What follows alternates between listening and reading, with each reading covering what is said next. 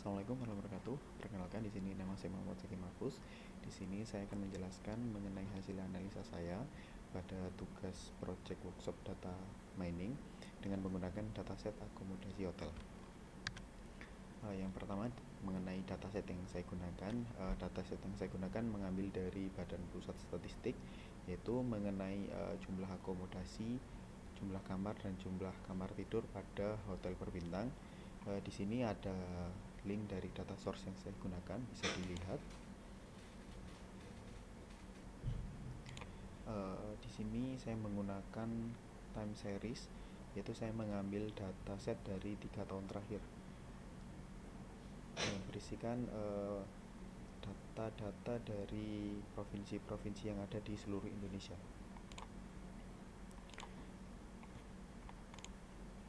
Lalu selanjutnya, pertama-tama saya melakukan exploratory data analysis terlebih dahulu, mengambil dan menampilkan dataset.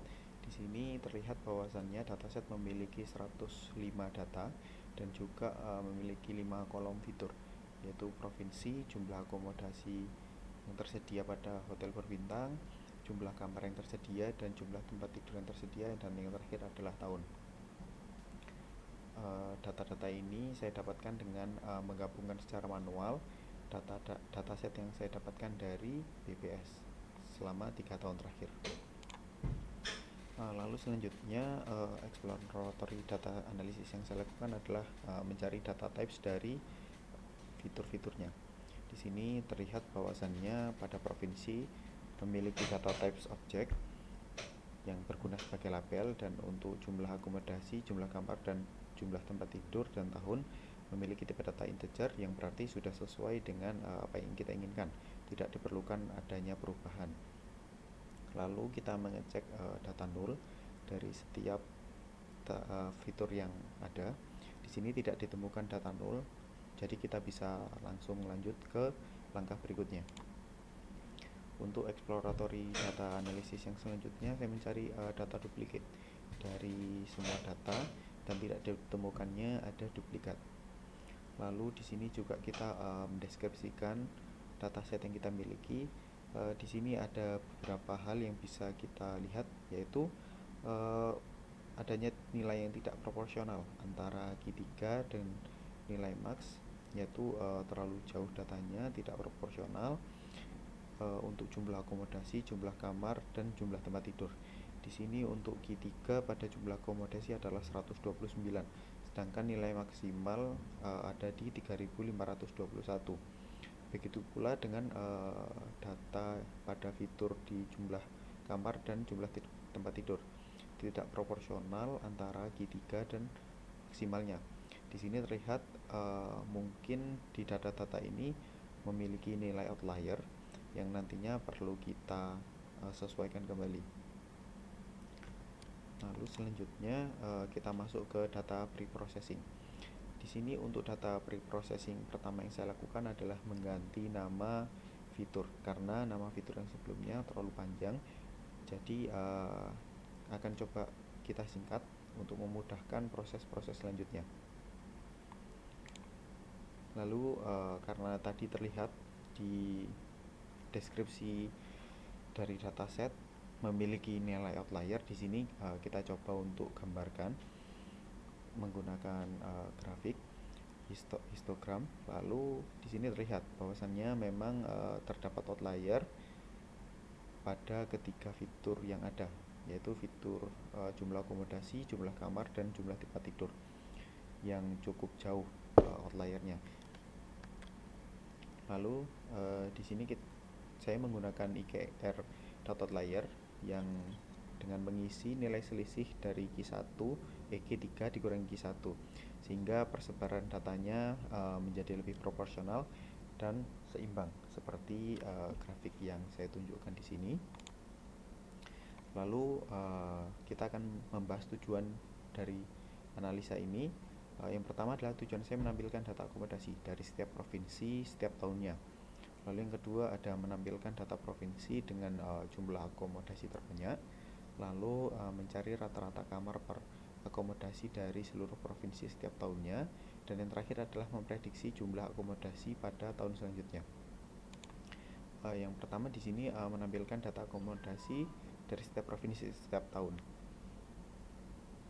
Di sini terlihat untuk provinsi-provinsi yang ada di sini memiliki nilai yang stagnan untuk terkait dengan data akomodasi dari per tahunnya.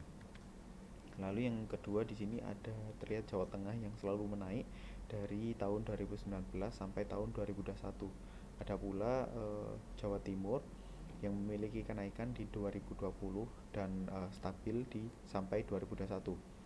Lalu untuk Kepulauan Riau di sini mengalami penurunan dari 2019 sampai tahun 2021. Dan untuk provinsi-provinsi yang lain terlihat memiliki kenaikan namun tidak terlalu signifikan. Lalu selanjutnya ada juga beberapa provinsi lain seperti Sulawesi Selatan yang mengalami kenaikan dan penurunan. Dan ada juga yang memiliki fluktuasi lain yaitu untuk Riau. Riau di sini juga mengalami kenaikan dari 2019 ke 2020 dan mengalami penurunan kembali di 2021. Ada pula dari Nusa Tenggara Barat dari 2019 mengalami penurunan dan juga sedikit kenaikan di 2021. Untuk yang lainnya, provinsi yang lain rata-rata memiliki sedikit kenaikan dari tahun ke tahunnya. Lalu yang terakhir di sini ada Provinsi Sulawesi dan Sumatera. Di sini untuk Provinsi Sulawesi dan Sumatera rata-rata mengalami kenaikan dari tahun ke tahunnya.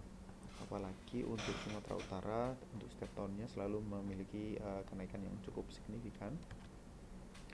Lalu selanjutnya saya akan menampilkan data provinsi dengan jumlah akomodasi terbanyak.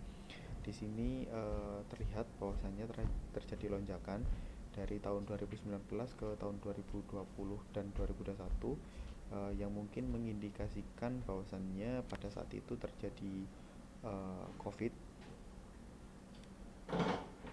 sehingga terjadi lonjakan yang cukup signifikan. Lalu untuk rata-rata kamar perakomodasi di sini rata-rata akomodasi dari seluruh provinsi juga mengalami peningkatan menyesuaikan dengan jumlah akomodasi tahun per tahunnya, jadi mengikuti. Lalu yang terakhir adalah saya ingin memprediksi jumlah akomodasi pada tahun selanjutnya. Di sini saya menggunakan algoritma linear regression dengan menggunakan data time series dari 2 tahun sebelumnya untuk memprediksi jumlah kenaikan akomodasi pada tahun berikutnya. Di sini kita mendapatkan hasil prediksi sejumlah 101 akomodasi yang mana diprediksi pada tahun selanjutnya atau tahun 2022 akan mengalami peningkatan dengan jumlah 101 akomodasi dari tahun 2021. Di sini saya menggunakan langsung import dari scikit-learn. Saya rasa itu semua analisa yang bisa saya paparkan. Bisa dilihat untuk terkait dengan hasil analisa yang saya lakukan di tautan yang saya lampirkan berikut.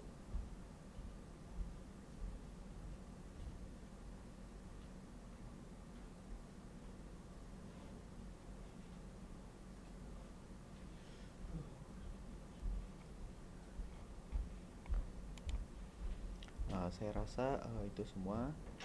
Saya akhiri. Wassalamualaikum warahmatullahi wabarakatuh.